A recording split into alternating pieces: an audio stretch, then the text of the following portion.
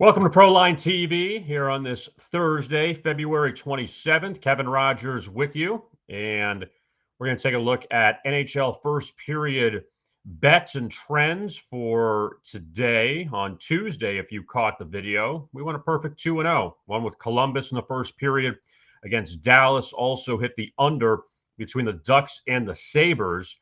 So nice to see a 2-0 night, and we'll see if we can do it again. We'll have some best bets coming up in just a little bit. We're going to go through every game in the NHL and give you first period trends to keep an eye out for this evening. So with all that being said, we're going to get to the trends. And if it's your first time watching this, I have a Google sheet that I've kept track of all first period plays through the entire season, sides, totals, goalies, all of that, and you're going to see it all. So you have an idea of what these teams have done in the first period. So we will get to it right now and show you not only the team records, but also their trends. And we'll begin with the first game of the night. It's the Flames and the Lightning as they meet in Tampa this evening. Calgary's off a big win over Washington back 2 nights ago. Only their 8th time that they have led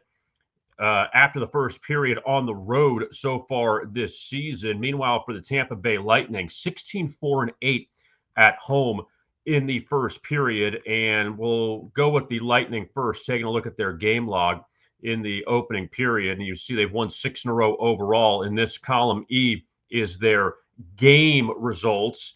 In row C, it is their first period results, and you see the blue, those are the home games, the white are the road games, just so you have an idea of the difference between that. And obviously, Andrei Vasilevsky has started basically every game for Tampa Bay this season, but in the last 2 home games for Tampa Bay, both ties after the first period against Seattle and against Edmonton. Then they broke things open later. But you see they've done a pretty good job in the first period recently, going back to January 25th against Detroit. They've only trailed 1 time after the first period. And also for Tampa Bay, they beat Calgary on the road 8-3 on December 12th. That was a 1-1 game after the first period. Looking at the Flames and what they have done, they've been pretty good in the first period too. That's 6 straight games that they have not trailed after the opening period, and off 2 wins already out of the gate against San Jose and against Washington. Also you see the shots on goal in row H. 14 shots on goal in the first period each of the last 2 games. So we'll see if Calgary keeps that up coming up this evening. San Jose is at Montreal, and the Canadiens, they played well so far. First 2 games after they struggled at the end of the break before the Four Nations tournament. They scored 3 in the first period against Ottawa, 2 in the first period against Carolina, combined 9 goals in those 2 victories, and Sam Montembeault coming off a shutout of Carolina. Also, you see Montreal trailed San Jose 1-0 on the road back on February 4th. Through 1 period, the Canadiens came back and won that game 4-3. Now, taking a look at the Sharks, what's interesting with them too is they haven't been terrible in the first period of late. In the last 7 games, they've only trailed 1 time, and that was a game against Dallas before the break. They started off hot, and the Stars scored a bunch of goals towards the end of the first period. Obviously, San Jose's game results have not been good. They've lost 6 in a row, but still, San Jose, they will see if they get on track, especially after that tough loss to Winnipeg on Monday. They led 1-0 most of the way. The Jets scored late to tie it, then Winnipeg won in overtime. So interesting to see how San Jose will come out of the gate tonight.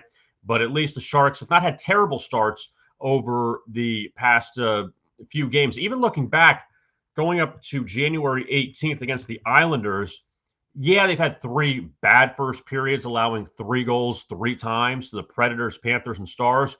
But if they give up 1 or less, there's a shot there. So we'll see if San Jose can slow down Montreal coming up tonight.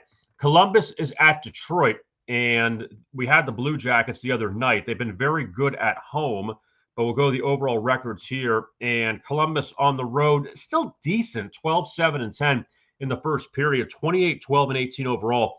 Pretty strong. Detroit, 11-11-9 at home. so far this season, and they've been a good over team in the first period, 36-22.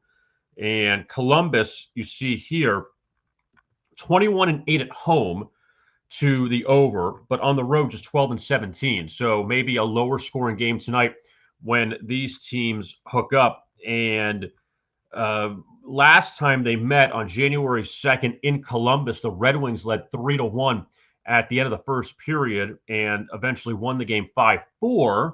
So maybe we'll go backwards here with an under, but a couple big scoring outputs for Columbus in the two games since the Four Nations break. For the Red Wings, they rallied past Minnesota back on Tuesday on the road. They were down 2-0 out of the gate and scored the final 3 goals. So we'll see what happens now heading back home. And some of the results have been mixed at home recently. They did lead Anaheim and Minnesota after the first period, trailed 4-2 to Tampa Bay before the break. But also look at this over streak here in the first period for the Red Wings. That's 8-1 the last 9. So Columbus on the road, they've been more of an under team. Detroit overall has been a good over team in the first period. So we will see if that streak continues for the Red Wings. The Sabres and the Hurricanes meet in Raleigh. Let's first go to the records because Buffalo, very good at home, even though they did trail Anaheim at the end of the first period on Tuesday night. On the road, though, 10-8-7. Carolina, look at this number, 7-7-14. So 28 games at home for Carolina. 14 times they've tied. So you kind of wonder in this circumstance, if you have the ability, wherever you're betting, to get a first period tie, maybe that could be worth the look. And sometimes the first period ties are plus 160, plus 170. Maybe look at that since Carolina at home has not been a great team to back as far as somebody's going to lead, somebody's not going to lead. But here's what's really interesting with the Hurricanes. 2 games out of the break, they've been outscored 6-0 in the first period. Going back to the end of January, we'll include that Chicago game. That's 7 straight games they've not led after the first period. And they've allowed a goal in 7 straight games in the first period. So Carolina, they have not been great early. Even you see they've lost 5 of 6. It's not been a great time for the Carolina Hurricanes. And earlier this season, when they played Buffalo, they were down 1-0 early. They trailed, or they lost the game 4-2. So Carolina looking for some revenge here, but they have not been good in the first period recently. Meanwhile, for Buffalo, they got off to that great start against the Rangers a few nights ago out of the break. They were down early to Anaheim, but ended up winning that game 3-2. As far as on the road for Buffalo, some mixed results from a total standpoint. They had that 2-2 game against Nashville before the break, but also on that previous road trip through Western Canada and Seattle, they went 2-2 in the total perspective, and they have allowed a goal in, 4 or 5 on the road. So maybe the over is worth a look tonight just because Carolina's been bad in the first period and Buffalo has allowed a goal a lot in the first period as well. But also this number I want to throw out, which is mind-blowing on the Buffalo Sabres this year. Buffalo has trailed 1 time in the first period, once, when they have scored at least a goal, and that was at Seattle in mid-January. So when they score at least 1 goal, chances are they will at worst be tied, or if not, obviously lead. But they do not lose the first period trailing 2-1 or 3-2 or something like that. When they get at least a goal, chances are they'll probably be winning or tied. So keep an eye on that as well, even if you're live betting in the game. The Islanders and the Bruins in Boston tonight, and there's nothing more to say about the Bruins and how bad it's been for them. They were up 2-0 on Toronto after the first period. They were up by 3 goals in that game as well.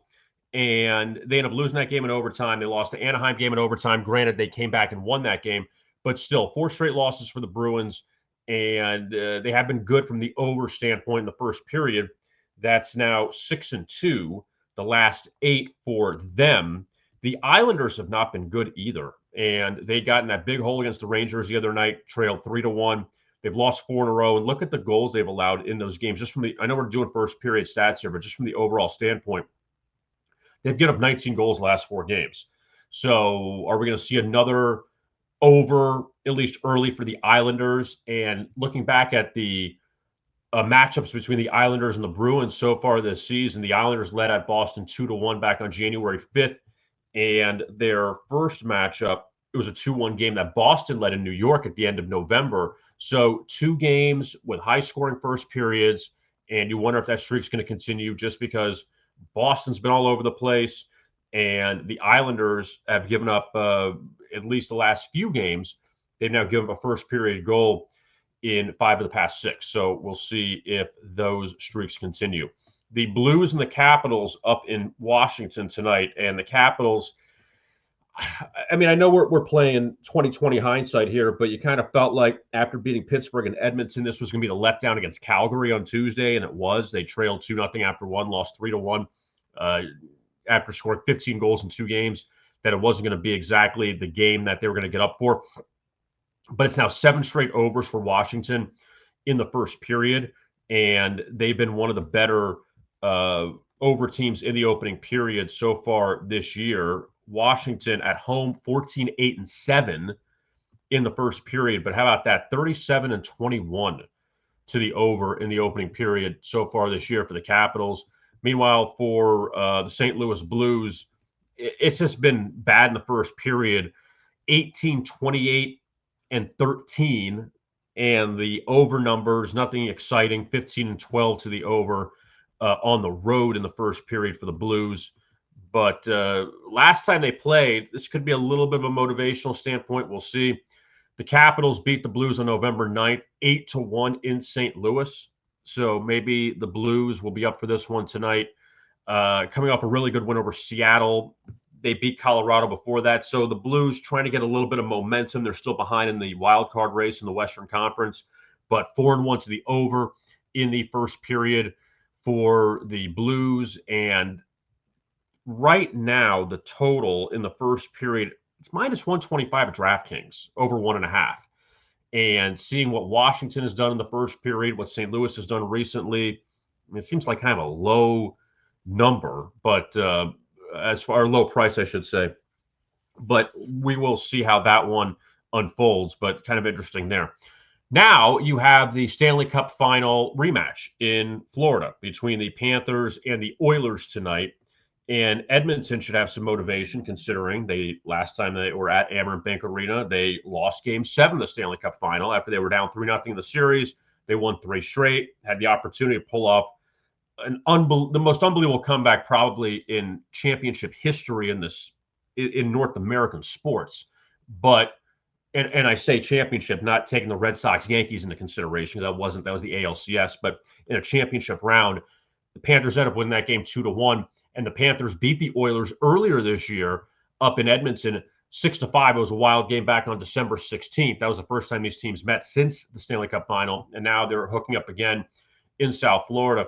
The Panthers, first of all, with them beating Nashville on Tuesday, a quick road trip there. They won 4-1. That's now 3 straight unders in the first period. You see these low-scoring games. Panthers 1 goal in the first period combined in the past, or 1 goal in each of the past 3 first periods. So, again, Sergei Bobrovsky likely will be in net for the Panthers after Spencer Knight played on Tuesday. Edmonton has not been good of late. They've lost 4 in a row, and they'll still be in the playoffs in the Western Conference, just now depending on what their seed will be. Still a ways to go, but they need to get on track. But 4 straight overs for them in the opening period, and they've had a lot of overs in the first period. We talked about this against Tampa Bay on Tuesday.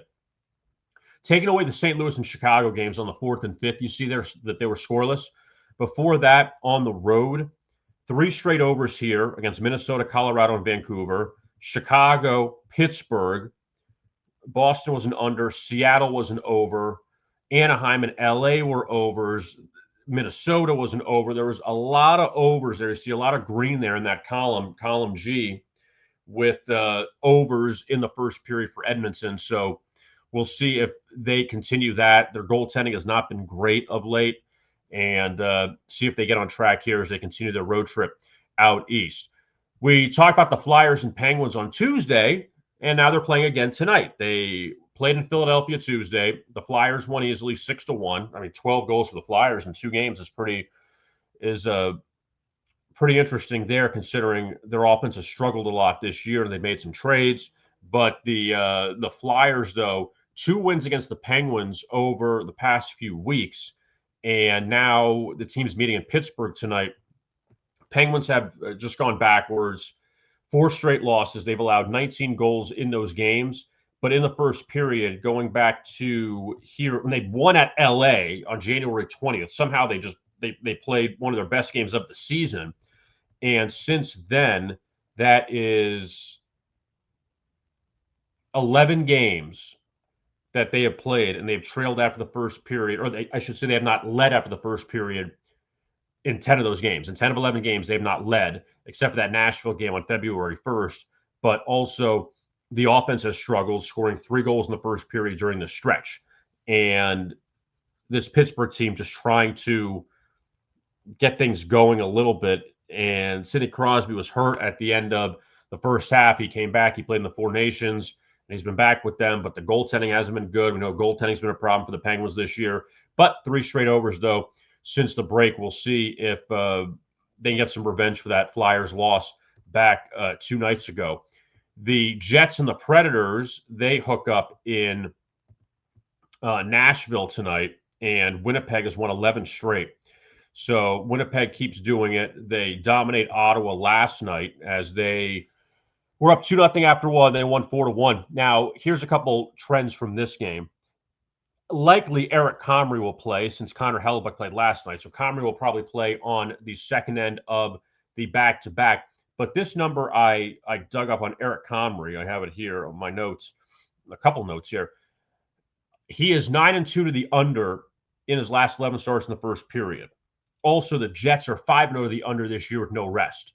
So in the first period. So usually Winnipeg has these low-scoring first periods on the second end of the back-to-back. And Eric Comrie, except for that St. Louis game on February 22nd, it's been like an under machine with him in the first period. So we probably will take a look at that as one of our best bets coming up, just as a little teaser for you. But Winnipeg has been on a 6-2 overrun of late. Again, I can't discount that the rest or the lack of rest numbers. Nashville, when you look at this, we're going back up to in that game, even against San Jose on the 23rd. That was a back and forth game on the road. Going to the last, sorry about this, 10 games, they've not led once after the first period, Nashville. And also they've been shut out in the first period in 3 straight here on this homestand. So Nashville's been one of the biggest disappointments in the league, and we know that. That's been since like day 1. They signed Steven Stamkos and Jonathan Marchessault, and it's just nothing's clicked for this team, really. They haven't gotten anything going. They were decent at home in the first period for a while, but that number's kind of gone away now. As you see, they haven't led it home after the first period in a while. So Nashville definitely on the fade material list. A couple more games to get to, actually 3 more, all involving Western Conference teams. Minnesota is at Utah tonight, and the Wild, the front end of a back-to-back, they go to Colorado tomorrow. But the Wild blew a 2-0 lead against Detroit back on the 25th, back 2 nights ago on Tuesday. Lost that game 3-2. Still, they've been a pretty good under team of late in the first period, 5-2 the last 7. Now, as far as what Minnesota and Utah have done, this is a revenge game, too, for the Wild, because they did not look good the last time they played the hockey club. They trailed 2-0 out of the gate at home on January 23rd, lost that game 4-0. Now you're getting the Wild as a substantial underdog tonight. And before that, they lost to Utah at home 2-1. They beat Utah 5-4 in the shootout back on December 10th in Salt Lake. So this will be their final meeting of the season tonight. But I'm sure Minnesota has some motivation after they really didn't play well the last time they faced Utah. Now, as far as the hockey club goes, back-to-back 2-1 wins at home against Vancouver and Chicago. but also the hockey club has struggled in the first period of late. And you see there, once they have led since the end of January, at the end of the first period, that was against Washington in that 3-2 afternoon game before the break, but on Super Bowl Sunday. But this team still has had some struggles in the opening period. And you see there 7 times during the stretch, they haven't even scored a goal in the first period. The Canucks back at it tonight in Southern California against Anaheim. They won at LA in overtime last night, 3-2. So quick turnaround for them. Granted, it's a short trip, but still, Vancouver's been decent in the first period. I know that not a lot of times they've led, but they're not giving up goals. 6 straight games, they haven't allowed a goal in the first period, including last night against LA, and they were a big dog in that one last night in the first period. They did blow out Anaheim earlier this season, 5-1. They led 2-1 at the end of the first period on the road. As far as the Ducks go, some mixed results here in their first game back from a road trip where they blew that 2-0 lead to Buffalo back on Tuesday night, and they went to overtime with Detroit a few nights ago. Mixed results with the totals in the first period, and as well as in the first period overall, what they've done. And especially even at home, they've had some high-scoring games in the first period going back to, let's see, okay, starting with this Panther game on the 21st. You had 3 overs there. They scored 2 goals apiece in the first period, trailed Montreal 2-0 at the end of the first period back on February 2nd.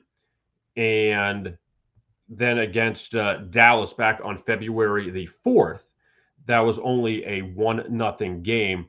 So, again, Anaheim, a little bit of inconsistency there in the first period. Now, I may have to, no, that is correct on that one. So, okay.